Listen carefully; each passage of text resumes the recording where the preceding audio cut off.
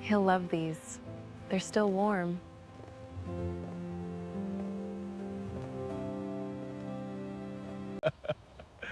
Man, you've got somebody bringing you homemade muffins every week? You're living good. Good? Brother, I'm living better than good. How so? She's basically a free caregiver. Come on now. I'm serious. No payroll, no complaints, no nagging. And she's young enough to still do all the heavy lifting. I ain't dumb. I locked in early. What do you mean by that? She does everything. Feeds me, cleans the house, handles the insurance paperwork, schedules appointments, keeps track of everything. Sounds like a devoted woman. That's more than a wife. That's a full package for $0. And what happens when you're gone? Everything goes to Keenan. Your son? Of course. And what about her?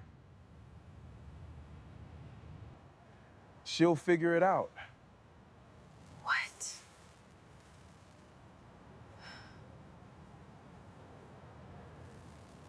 Look, she's useful.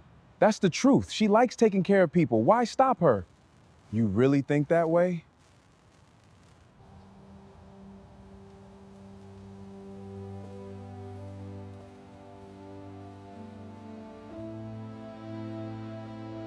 After 5 years caring for my paralyzed husband, I overheard him call me a free servant. Well, let's go. So I did the unthinkable. Please stay with me as I tell you my story, and please take a minute of your precious time to support our channel. Your support and love keeps us going. So back to our story. I had spent 5 years taking care of my husband, my whole 20s really. 5 years of steaming his clothes, spooning soup to his lips, and learning the physical rhythms of lifting and rotating his body so he didn't develop bed sores. 5 years of physical therapy appointments, nighttime bathroom runs, adjusting medication doses, and coaxing a laugh out of him when he stared blankly at the wall for hours. 5 years of believing this was simply what love looked like when tested. Then one morning I heard him say it. Heard words that rewrote every moment I thought was sacred.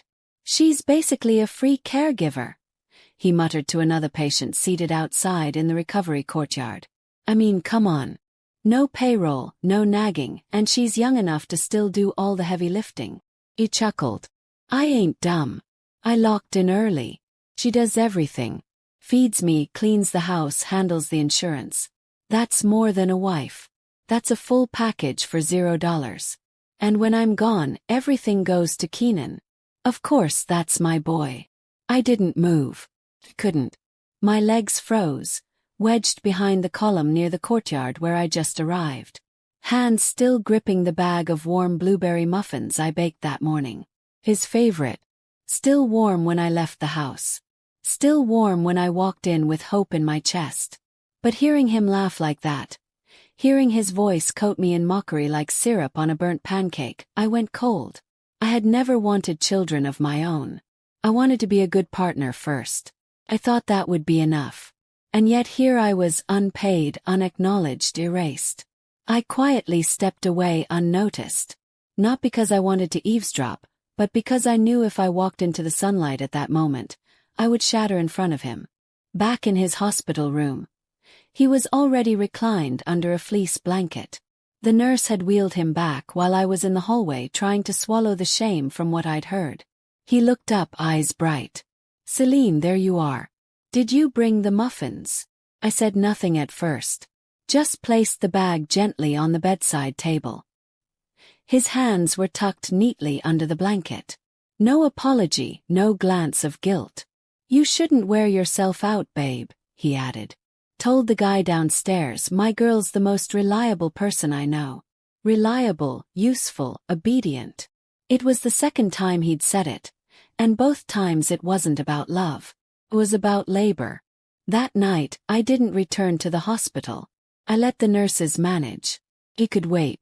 I curled up on the corner of the couch, lights off, surrounded by the shadows of a house that was never mine. The home technically belonged to him and his ex-wife before she passed. When we got married, I offered to look for something new, something fresh and ours, but Mason said no. Keenan grew up here, he insisted. Wouldn't feel right moving him out. Keenan was already 17 at the time. He towered over me, rolled his eyes any time I suggested dinner ideas, and never once called me by name. Not even Miss Celine, just silence, or at most her. Still I agreed. I moved in with a few suitcases, a second-hand bookshelf, and a coffee table I refinished myself, and I told myself, love could bloom in borrowed space. I spent months scrubbing every corner. I repainted the upstairs bathroom. Reg routed the tile behind the stove. I tried to make the kitchen feel like something of my own. Back then, I was still working part-time at the County Archive Center. I'd stop by the farmer's market after work to get fresh vegetables and Mason's favorite collards. I learned how to make his mother's cornbread by memory. I remember our first anniversary. Cooked for hours. Keenan walked in, took one sniff and said, "Smells like cafeteria food." Then walked right past me to the den. I laughed it off. At the time, I thought patience could win hearts.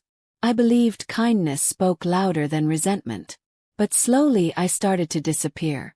I became a ghost in my own marriage. Even after Mason's accident, the one that left him paralyzed from the chest down, I stayed. The accident wasn't his fault.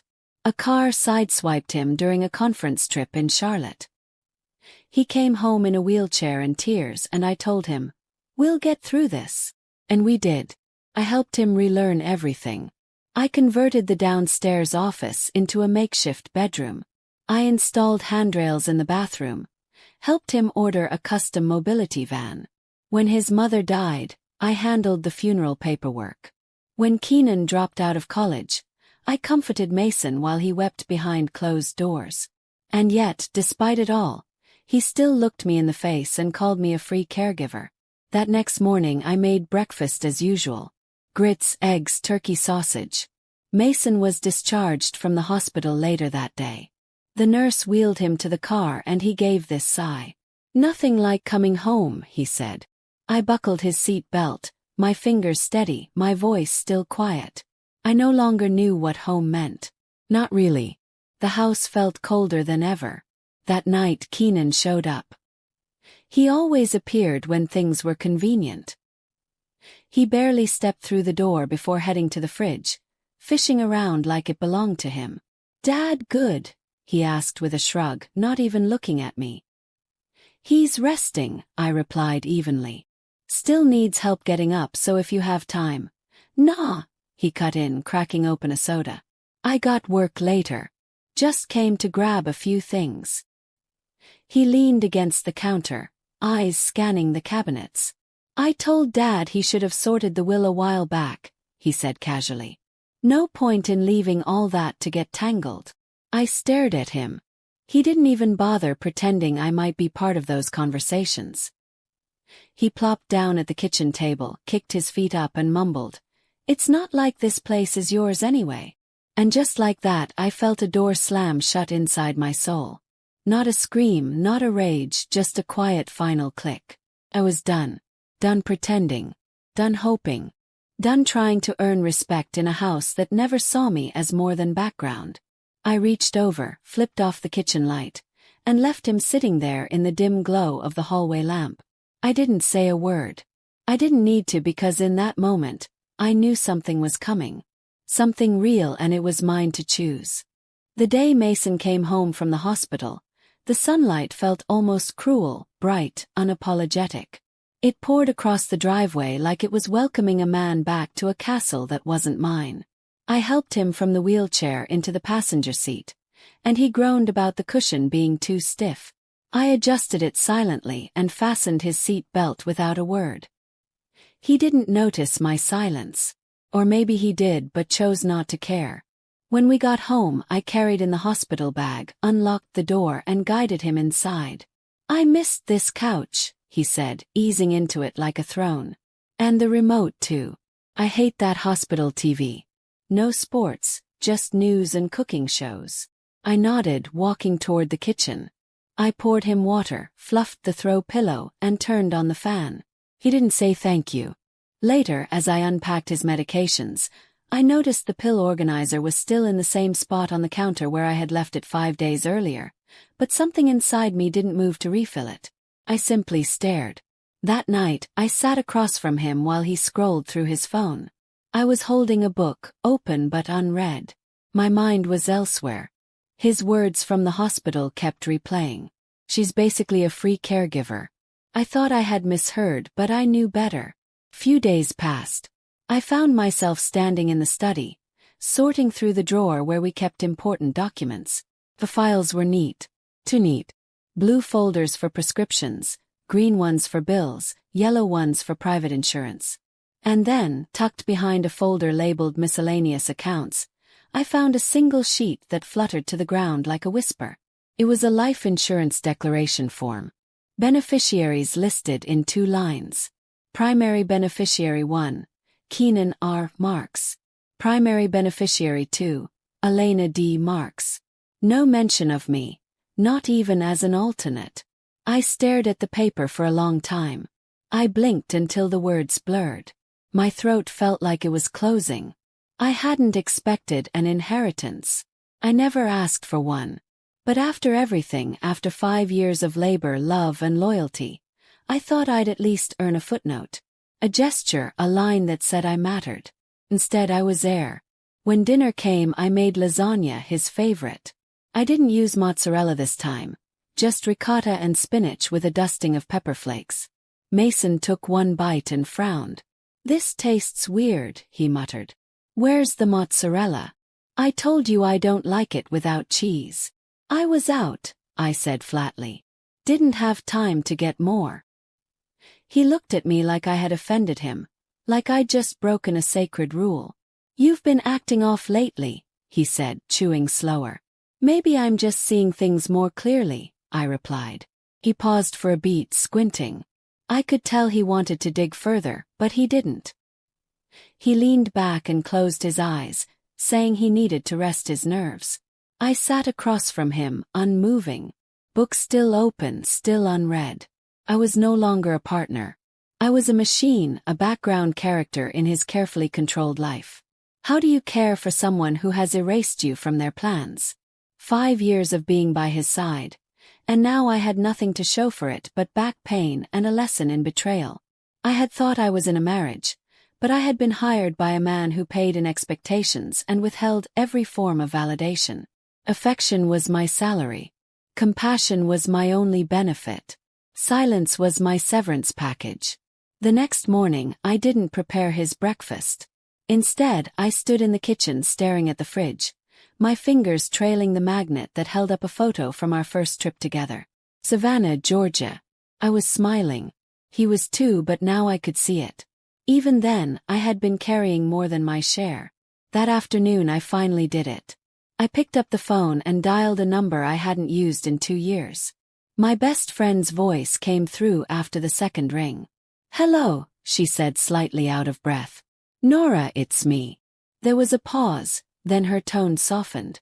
"Celine." I swallowed hard. "Do you have a minute?" Another pause. Then without hesitation. "I have the whole day. Where are you? Come over." I didn't pack anything. I just grabbed my purse, my keys, and walked out the door. I didn't tell Mason where I was going. When I arrived, Nora was waiting at the doorway of her flower shop. Apron still on and arms wide open. She pulled me in without saying a word. Then she led me to the back patio and poured me a glass of chilled ginger mint tea. "You look like someone who's been holding in a scream for years," she said. I didn't argue, I just nodded. And then finally the words poured out. I told her everything. How I overheard Mason at the hospital, what I found in the documents, how Keenan talked to me like I was a live-in maid. She listened, not once interrupting. When I finished, she leaned back in her chair and said calmly, "You weren't married. You were managing a patient." And blinked. Nora continued. "He didn't see you as a woman. He saw you as a service. You don't owe anyone your life just because they needed your hands." I let the silence hang there. "I'm only 30, I whispered. "I feel like I've aged twice that." "You're still young," she said. "But you've been carrying someone else's weight so long, You forgot how to walk without it. That stops now. You want to crash here for a while. I nodded slowly. I think I need to. Good, she said, rising to her feet. You can take the guest room upstairs. And tomorrow we're going to the courthouse to see what your rights really are. That night, I slept in a room with peeling sunflower wallpaper and a twin bed. It wasn't much, but for the first time in years I dreamed not about Mason, not about Keenan, just me, whole and awake. And when I woke up the next morning I didn't cry. I just smiled because I knew the storm had begun to shift directions. By the next week, I had moved most of my things into Nora's upstairs guest room. It was small, just a single bed, a desk, and a vintage ceiling fan that ticked when the wind picked up, but it was quiet, safe, mine. I started waking up without the dread that used to sit on my chest like a weight every morning. Nora owned a flower shop called Bloom and Purpose in the historic district of Asheville. Her back patio bloomed with cosmos, hyacinths, and these vibrant yellow roses she called freedom blooms. That little patio became my sanctuary. And the woman who ran it became more than just my friend. She became my mirror. You know, Nora said one afternoon as we drank hibiscus tea surrounded by hummingbirds, most people think the hardest part is leaving, but it's not. The hardest part is believing you're allowed to. She was right. For 5 years I thought endurance meant loyalty, that staying meant I was strong. But staying had nearly erased me. Leaving made me whole. With her help, I found a local legal firm, Marlowe and Hartwell. Women-owned and known for their work helping young spouses in domestic caretaking roles claim legal rights after divorce or long-term separation. Cora Marlowe herself was barely in her 40s, sharp-eyed with microbraids tucked into a bun and a voice like smooth granite. She flipped through my paperwork in silence.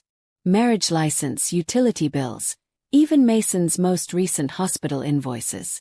Then asked, "Were you working during the marriage?" "I was freelancing as an editor part-time," I said. "But for the last 3 years, no." His care became full-time. "Did you contribute financially at any point?" "Yes," I nodded. "Early on, I paid off a few credit cards, covered Keenan's tuition for a semester. Mason was between jobs back then." Cora nodded and made a few notes. "Then you've invested not just in the relationship, but in the household. That matters." And blinked. "Even if the house is still in his name." She leaned forward. "Doesn't matter. You're not some guest. You are his wife, his caregiver, and his dependent in many ways.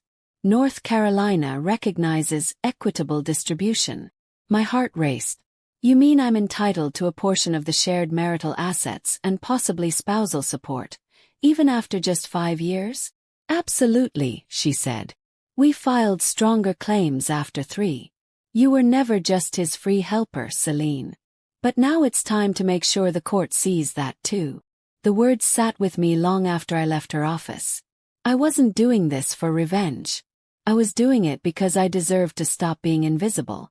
That night, back at Nora's, I couldn't sleep. I lay in bed staring at the ceiling fan ticking overhead, thinking about the years I had given away. I thought about every quiet meal, every ignored birthday, every time I let someone speak over me at family functions, and the endless hours folding laundry while Mason snored in the next room. And the next morning I took the first real step. I filed for separation. I also called Serena.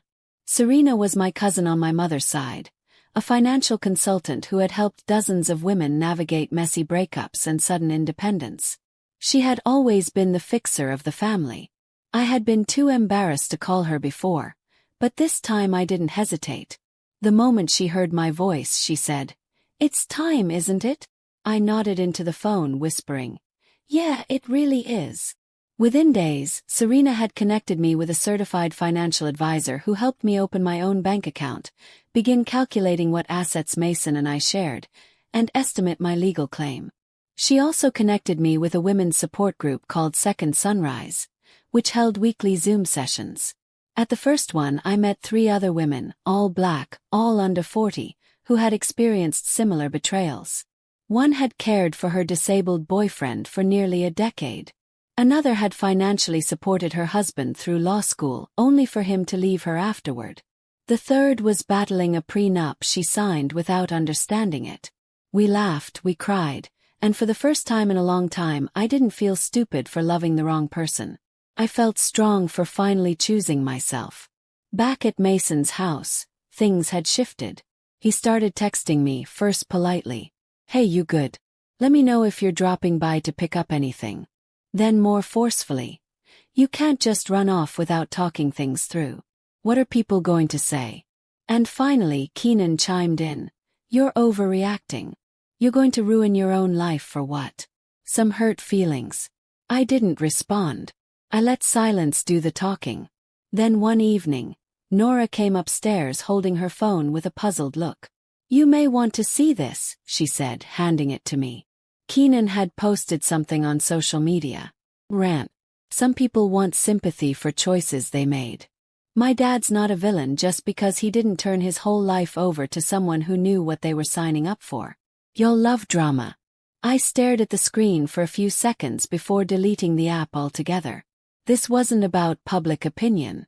I didn't need anyone to validate my story. I had already begun reclaiming it. Back in court, Cora moved fast. She requested Mason's full financial disclosures, including insurance plans, retirement accounts, and even credit card records. And that's when something interesting happened. One of the documents revealed Mason had recently funneled $40,000 into Keenan's account without my knowledge. It had happened just 2 months before I left. The court flagged it immediately. "That's a red flag," Cora told me. "It's an attempt to divert marital assets. We'll challenge it." It was the first time I saw a legal power tip in my favor. The first time I felt like the scales were starting to balance. But the real reckoning came the day Mason's lawyer called Cora and proposed a settlement conversation without my presence. Cora shut it down. "She doesn't want secrecy," she said. "She wants justice. And she's earned it."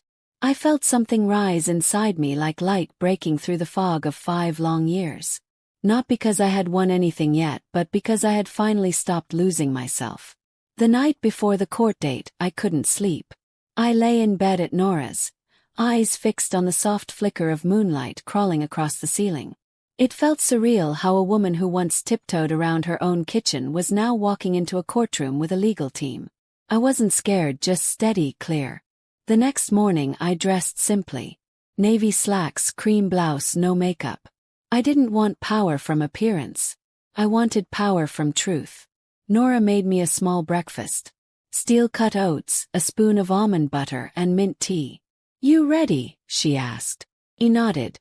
I've never been more ready for anything. Serena picked me up in front of the flower shop. She was in a gray suit with sharp lapels. Her hair pulled back in a low bun, no nonsense. She gave me a once-over, smiled faintly, and said, "You look like a woman who knows her worth." At the courthouse, everything moved fast. Cora handled the pre-hearing filing while I sat quietly, hands folded in my lap. Mason showed up an hour later, wheeled in by Keenan. He looked smaller somehow, not physically but diminished. His skin had that saggy dullness stress brings. His eyes flicked toward me once, then away. The courtroom was cold. The judge was deliberate. Cora began calmly walking the court through 5 years of unpaid caregiving, financial contributions, emotional labor, and personal sacrifice. She submitted printouts of Mason's banking activity, statements from my doctor about stress-related migraines, and even the social media post Keenan made. When she revealed the $40,000 asset transfer into Keenan's account, unaccounted for, undocumented, and not disclosed in the prenup, it was like the air got thicker. The judge's pen paused mid-stroke. Mason's lawyer tried to argue that I had voluntarily chosen the caregiver role and shouldn't expect compensation for love. Cora raised an eyebrow and replied, "She didn't ask for compensation for love. She's asking for fair recognition of her labor. There's a difference." When it was my turn to speak, the judge asked only one question.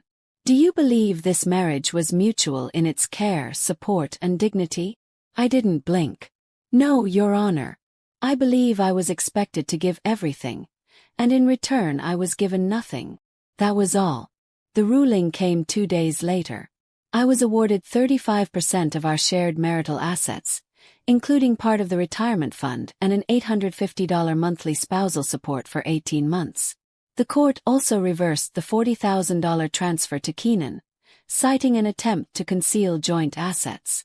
I didn't feel triumphant. There were no violins playing or tears of joy. Just a slow, clean exhale. Not revenge, just justice.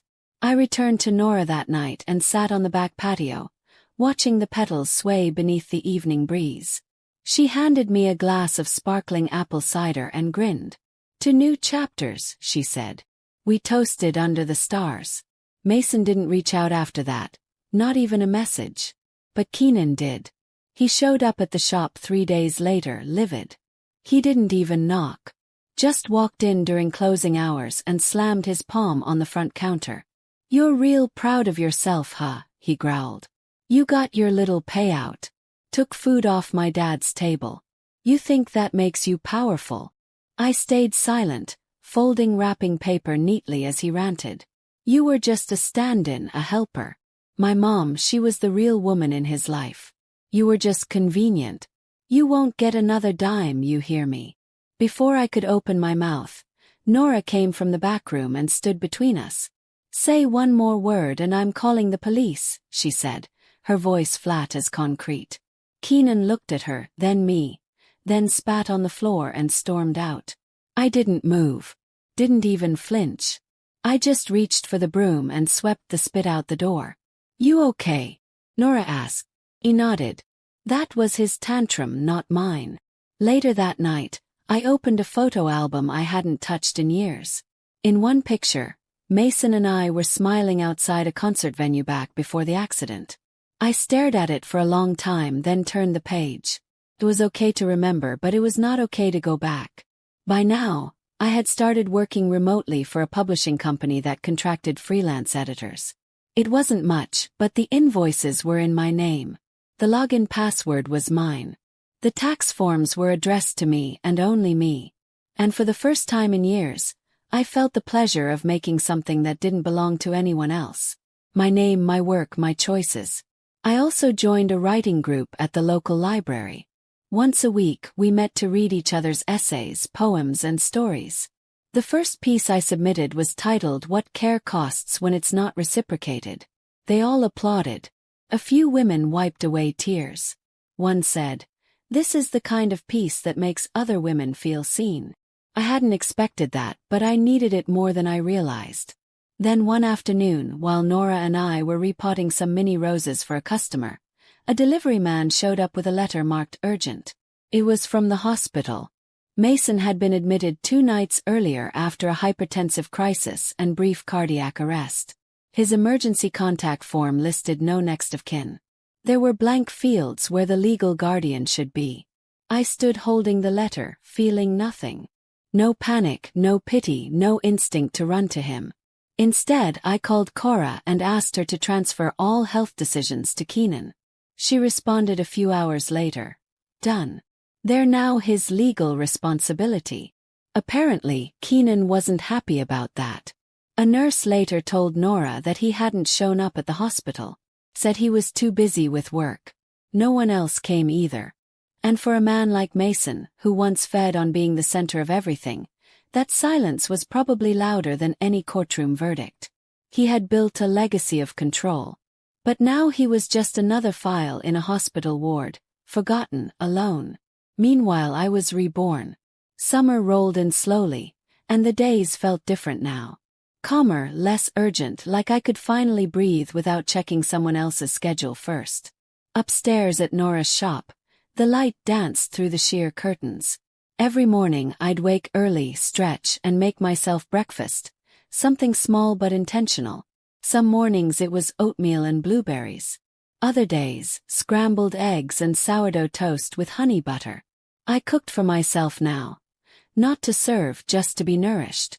That little act repeated daily helped rewire something inside me. I started a personal blog and named it Unkept Vows. The first post was titled "From Being Needed to Being Seen." In it, I wrote about what it felt like to lose yourself in service, to love someone so deeply you forget your own shape, and what it means to wake up and choose yourself again. Not in bitterness but in boldness. The post reached nearly 4,000 readers in its first week. Women from all over the country wrote back. Teachers, single moms, retired nurses, even a 26-year-old artist in Oakland who had just ended an emotionally manipulative engagement. One comment stuck with me. "You wrote what I didn't know I was allowed to feel. Thank you." Serena visited again, this time bringing a gift. A brass plaque etched with the words, "This space belongs to Celine." We hung it near the kitchenette upstairs, right above the little shelf where I kept my cookbooks and candles. Nora stood beside me, arms crossed, smiling with pride. "See," she said. "You didn't just leave a marriage, you reclaimed your name." On weekends, I helped her at the flower shop. Customers adored the floral arrangements I created. I had a knack for pairing colors that didn't seem like they'd go together, but somehow worked. Kind of like my life. Patchy, complicated, but beautiful in its own way. One morning, a customer noticed the flower name I scribbled on a bouquet label and laughed.